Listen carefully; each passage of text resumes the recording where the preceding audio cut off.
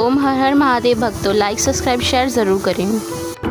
तो अब मैं आप लोगों को श्रावण मास का महात्म का पहला अध्याय सुनाने जा रही हूँ। तो आइए ध्यानपूर्वक कथा श्रवण कीजिए, क्योंकि श्रावण के महीने में यदि आप श्रावण मास की संपूर्ण कथाएं सुन लेते हैं तो आपको शिव जी की विशेष कृपा प्राप्त होती है।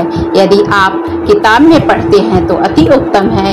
यदि आपके पास किताब नहीं है तो हमारे YouTube के माध्यम से वधू बांधवों को शेयर कीजिए और अपने साथ लेकर के उनको कथा सुनाइए।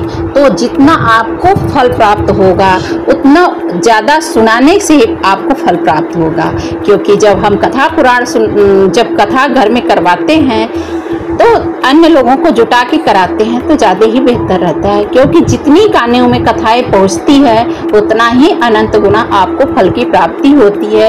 इसलिए जब हम कथा करते हैं या भागवत करते हैं, पुराण करते हैं, तो उसमें बहुत सारे लोग को एकत्रित किया जाता है।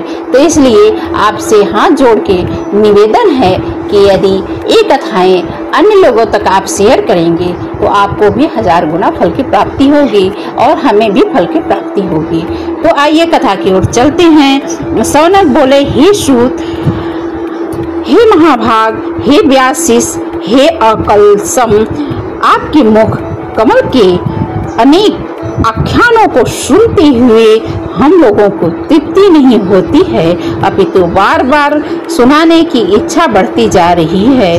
तुला राशि में स्थित सूर्य में कार्तिक मास का महात्म, मकर राशि में माघ मास का महात्म और मेष राशि में सूर्य में वैशाख मास का महात्म और इसके बाद अन्य मासों का महात्म होता है। उन्हें आपने भली भांति कह दिया। यदि आप के मत में इनसे भी अधिक कोई महिमामय कोई मास है तो भगवत प्रिय कोई धर्म है तो उसे अवश्य कहिए, जिसे सुनकर कुछ अन्य सुने कि हमारी इच्छा न हो। वक्ता को श्रद्धालु श्रोता के समक्ष कुछ भी छिपाना नहीं चाहिए। सूत जी बोले, हे मुनियों, आप सभी लोग सुने।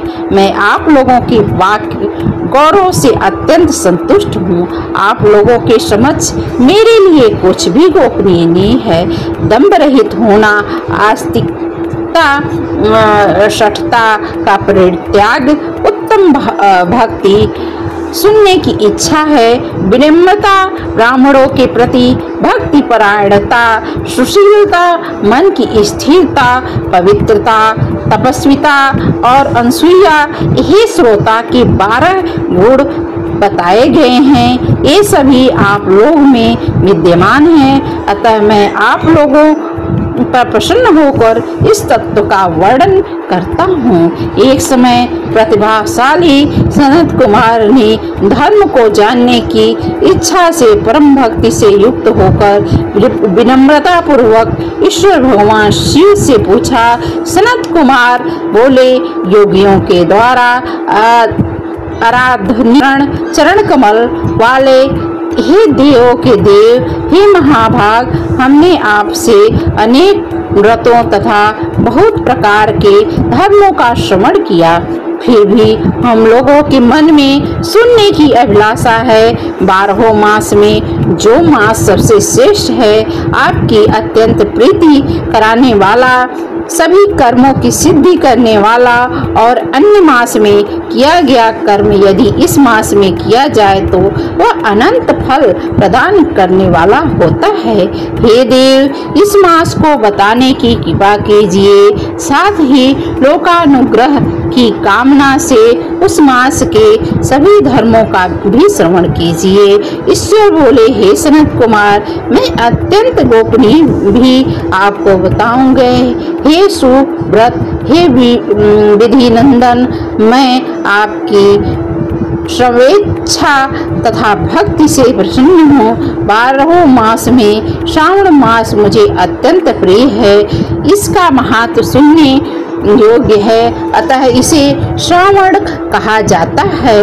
इस मास में श्रवण नक्षत्र युक्त पूर्णिमा होती है, इस कारण से भी इसे श्रावण कहा गया है। इसके महत्व के श्रवण मात्र से यह सिद्धि प्रदान करने वाली है, इसलिए यह श्रावण संज्ञा वाला है। निर्मलता गुण के कारण यह आकाश के सदृश है, इसलिए नभा कहा जाता है।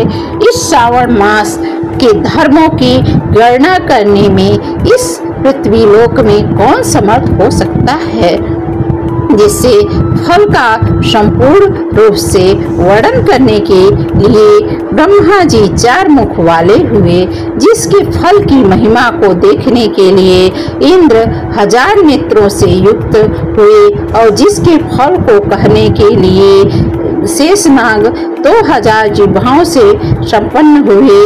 अधिक कहने से क्या प्रयोजन, इसके महत्व को देखने और कहने में कोई भी समर्थ नहीं है। हे मुनि, अन्य मास इसकी एक कला को भी नहीं प्राप्त होते हैं। यह सभी व्रतों तथा धर्मों से युक्त है। इसी महीने में एक भी दिन ऐसा नहीं है रहित दिखाई देता हो। इस मास में प्रायः सभी तिथियां व्रत युक्त होती हैं। इसके महत्व के संदर्भ में मैंने जो कहा है वह केवल प्रशंसा मात्र नहीं है। आर्तो जिज्ञासुओं, भक्तों, अर्थ की कामना करने वाले, मोक्ष की अभिलाषा रखने वाले और अपने अपने अभिष्ट की आकांक्षा रखने वालों, चारों प्रकार के लोगों, ब्रह्मचर्य, गृहस्थ, वानप्रस्थ, संन्यास आश्रम वाले को इस श्रावण मास में व्रतानुष्ठान करना चाहिए। सनत कुमार बोले, हे भगवान, हे सत्तम, आपने जो कहा कि इस मास में सभी दिन एवं तिथियां व्रत रहित नहीं हैं, तो उन्हें मुझे बताइए कि किस तिथि में किस दिन कौन सा व्रत होता है, इस व्रत का कौन सा अधिकारी है, इस व्रत का फल क्या है, किस दिन से इस व्रत को किया जाता है, उसके उद्यापन की विधि क्या है, प्रधान पूजन कहाँ हो, जागरण करने की क्या तिथि है, उसका देवता कौन है, उस देवता की पूजा कहाँ करनी चाहिए, पूजन सामग्री क्या क्या होनी चाहिए और किस व्रत का कौन सा समय होना चाहिए। हे प्रभु, वह सब आप मुझे बताइए। यह मास आपको प्रिय क्यों है, किस कारण यह पवित्र है, इस सावन में भगवान कौन सा अवतार हुए, यह सभी मासों से श्रेष्ठ कैसे हुआ और इस मास में कौन कौन धर्म अनुष्ठान के योग्य है। हे प्रभु, यह सब बताइए। आपके समक्ष मुझ अज्ञानी का प्रश्न करने में कितना ज्ञान हो सकता है, अतः आप संपूर्ण रूप से बताइए। हे कृपालों, मेरे पूछने के अतिरिक्त भी जो विशेष फल प्राप्त होते हैं उसे भी लोक के उद्धार के लिए कृपा करके बताइए। शनिवार, रविवार, सोमवार, भोमवार, बुधवार, बृहस्पतिवार, शुक्रवार के दिन कौन सा व्रत करना चाहिए प्रभु, वह सब मुझे बताइए। सबसे आदि में आविर्भाव हुए, अतः आपको आदिदेव कहा गया है। जैसे एक की विधि बाधा से अन्य की विधि बाधा होती है, वैसे अन्य देवताओं के अल्प देवता के कारण आपको महादेव कहा गया है।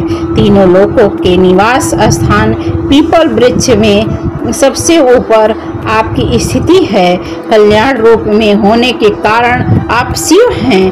आप पाप समूह को हरने के कारण आप हर और आपके आदि होने में आपका शुक्ल वर्ण प्रमाण है, क्योंकि प्रकृति में शुक्ल वर्ण ही प्रधान है, अन्य वर्ण विकृति है और आप कपूर के समान गौर वर्ण हैं। अतः आप आदिदेव हैं।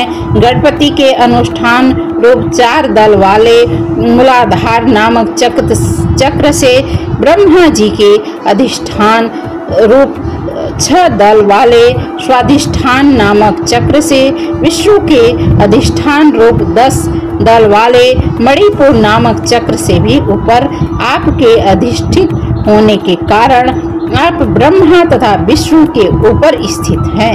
यह आपकी प्रधानता को व्यक्त करता है। हे देव, एकमात्र आप चातन पूजा हो जाती है, जो कि दूसरे देवता की पूजा से किसी भी तरह से संभव नहीं है। आप स्वयं शिव हैं। आपकी बाईं जांघ पर शक्ति स्वरूपा दुर्गा, दाहिनी जांघ पर गणपति, आपके नेत्र में सूर्य तथा हृदय में भक्तराज भगवान श्री हरि हैं विद्यमान हैं।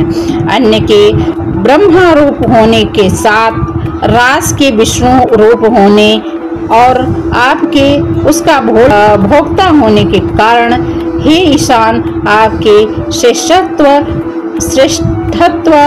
में जिसे संदेह हो सकता है, सबको विरक्त की शिक्षा देने हेतु आज स्मशान में तथा पर्वत पर निवास करते हैं। पुरुष सूक्त में उत्तमामृत तत्व इस मंत्र के द्वारा प्रतिपादन के योग्य है, ऐसा महर्षियों ने कहा है। जगत का संहार करने वाले, हलाहल को गले में धारण करने वाले, महाप्रलय की कालाग्नि को अपने मस्तक पर धारण करने में कौन समर्थ था? संसार रूप अंधकूप में पतन के हेतु कामदेव को किसने भस्म किया? आप ऐसे ही आपकी महिमा का वर्णन करने में कौन समर्थ है? एक तुच्छ प्राणी में मैं करोड़ों जन्मों में भी आपके प्रभाव का वर्णन नहीं कर सकता। अतः आप मेरे ऊपर कृपा कर के मेरे प्रश्नों का उत्तर बताइए, मेरे प्रश्न बताइए। तो यह तो स्कंद पुराण में से लिया गया श्रावण मास का पहला अध्याय। यदि आप दूसरा अध्याय श्रवण करना चाहते हैं तो कृपया मेरे चैनल पे बने रहिए और लाइक करिए, सब्सक्राइब करिए, अन्य जनों को भी कथा सुनाएं जिससे आपको फल की प्राप्ति हो। हर हर महादेव। जय श्री कृष्णा। राधे राधे। जय माता दी।